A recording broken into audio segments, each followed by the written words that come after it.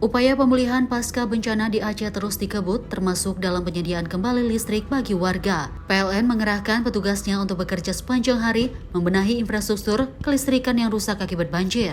Langkah cepat ini dilakukan agar aktivitas masyarakat segera pulih.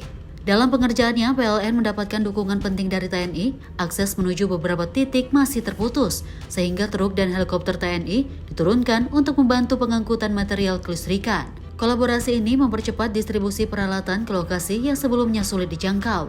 Direktur Utama PLN Darmawan Prasojo mengatakan bahwa sekitar 80% material sudah tiba di titik pembangunan menara listrik tegangan tinggi.